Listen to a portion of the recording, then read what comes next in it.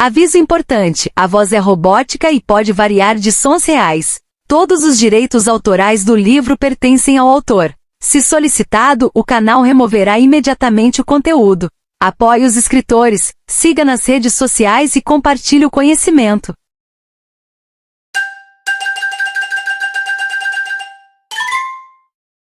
Capítulo 5. Este é um número americano baseado na internet. Mas não pode ser rastreado porque eu manipulei a identificação da chamada. A VPN redireciona em tempo real, então você só tem 10 minutos. Beck Sion, a voz dele. O som de discagem interrompeu novamente. Eu quero ouvir ele falar. Dentro do carro, após inúmeras tentativas de chamadas não atendidas, caiu um silêncio mortal. Atenda! Atenda! Atenda! Droga! O homem descou novamente, os olhos injetados de sangue, quase perdendo a razão. Se continuar assim, o que acontecerá se eu bater com força no volante? Minha bolsa e celular já estão pressionados com o sequestrador. E se eu simplesmente colidir com algo e fugir? Eiju apertou os olhos através do para-brisa embaçado, olhando ao redor. Se ela conseguisse escapar daquele lugar desolado, que alguém reportasse um acidente de carro, seria ótimo. Eiju girou bruscamente o volante e o carro saiu da estrada. Maldito! O sequestrador foi jogado contra o lado do carro, o celular caiu. Seus olhos brilharam com fúria, e ele puxou violentamente seus cabelos. Uma faca de lâmina larga pressionou contra sua maçã do rosto.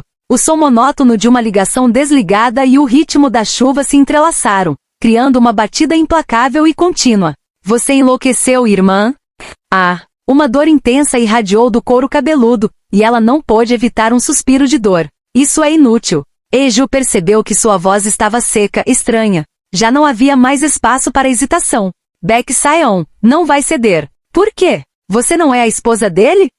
Você não é da família dele? Quando as rodas tremiam ao atravessar a linha central, o carro balançou perigosamente. Se você morrer, quem vai sofrer será ele. Mas ele estava completamente errado. A esposa dele? Sua única família? Tentar usar isso para ameaçar Beck Sion era, sem dúvida, uma tolice. Beck Sion não tem fraquezas. Usar a esposa dele para ganhar vantagem era uma ação estúpida. Eiju sabia muito bem que os esforços do sequestrador estavam fadados ao fracasso.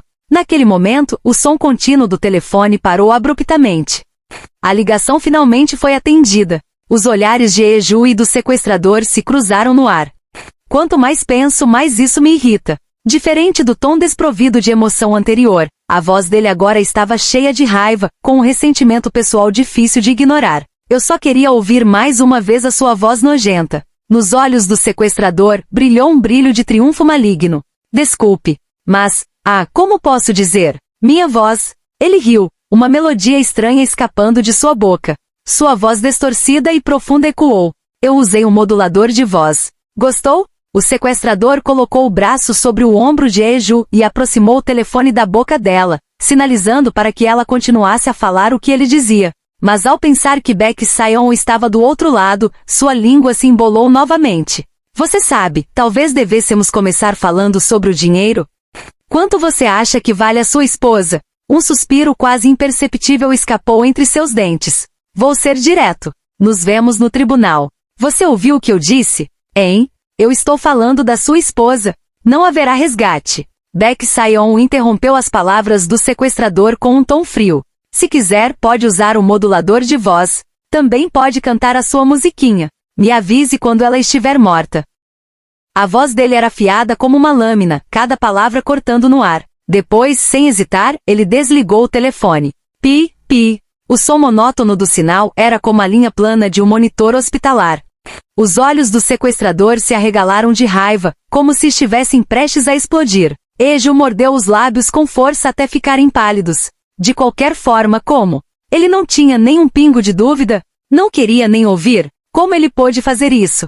Ela foi rejeitada e ignorada antes mesmo de conseguir implorar, o que a fez se sentir completamente desmoronada. Ei, irmã, você ouviu? Aquele idiota rude. Seu desgraçado. Sua voz tremia ao sair, cortando o ar. Quando abriu a boca, uma sensação de opressão pesada apertou seu peito, mas quando as palavras finalmente vieram, já era impossível contê-las como uma torrente. A parte mais frágil dela estava sendo rasgada. Ligue de novo para ele. Ao ouvir as palavras de Eiju, o sequestrador parou de revirar os olhos. O quê? Eu disse, ligue de novo para ele.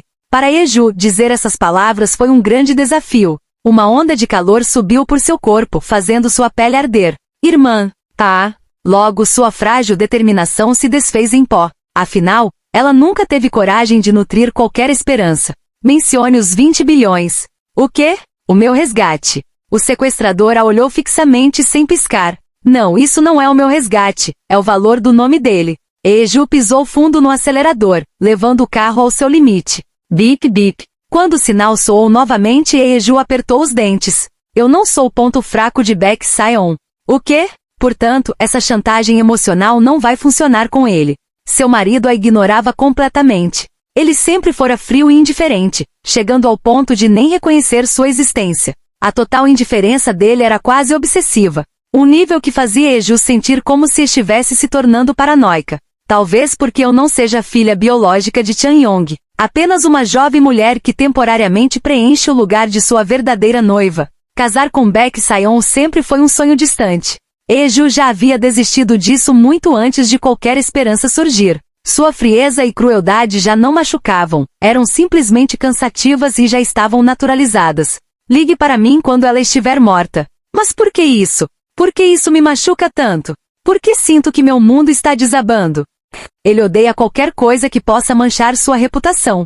Por que me sinto tão partida e perdida? Ele nunca colocou os pés na residência dele nos últimos 5 anos, porque não quer se envolver em qualquer enredo político. Ele é o tipo de pessoa que, para alcançar seus objetivos, até mesmo cortaria laços sanguíneos. Para alguém assim, uma esposa comum não tem significado algum. Você sequestrou a pessoa errada desde o começo. Você deveria ter sequestrado a reputação dele, a imagem pública dele. As juntas dos dedos de Eju ficaram brancas de tanto apertar o volante. Você deveria ter manchado aquela imagem perfeita dele. Os olhos do sequestrador se estreitaram enquanto observava Eju dirigir a toda velocidade. Está se contradizendo, irmã. Não foi você quem disse que ele não tem ponto fraco? Então o que quer que eu faça para destruí-lo? Se ele não tem ponto fraco, crie um. O quê? Baek Sion era um homem ambicioso. Como a maioria dos políticos, ele era astuto e tinha grandes aspirações. Detestava depender da influência dos pais e queria construir sua própria base de poder. Sua autodisciplina era impecável. Ele não permitia que nenhuma falha manchasse sua imagem. Talvez esse desejo por poder já estivesse correndo em suas veias. Quando anunciou repentinamente sua intenção de chegar à Casa Azul, Eju imediatamente entendeu o que Sion realmente queria. Em 5 anos, ele se tornou o rosto público da Casa Azul sem nenhum escândalo. Às vezes, sua popularidade e confiança superavam até mesmo as do próprio presidente. A maneira de colocar um porta-voz perfeito como ele em apuros era: Ei, irmã, você está me ajudando? Por que está me ajudando? E o Baek Sion? Isso é. O quê? Eju deu uma olhada no celular que o sequestrador estava usando para as negociações. O filtro de voz está ligado? Sim. Mesmo que nos revezemos para falar, ninguém vai perceber. Ela lambeu nervosamente os lábios pálidos. Sua irmã perdeu a audição em um acidente e sempre a acompanhava por aí.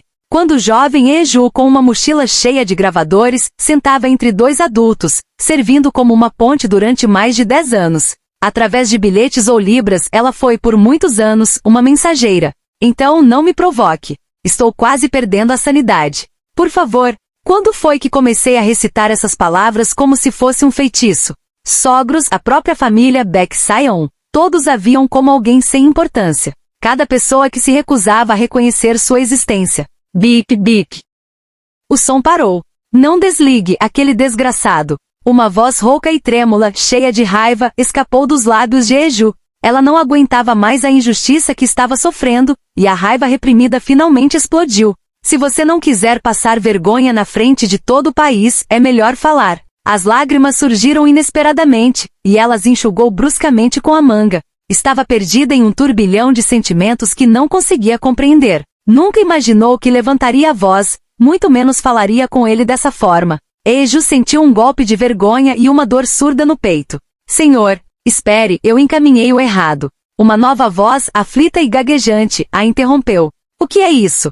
Mais uma ameaça? Desligue. Nem vale a pena ouvir, é só mais um golpe óbvio.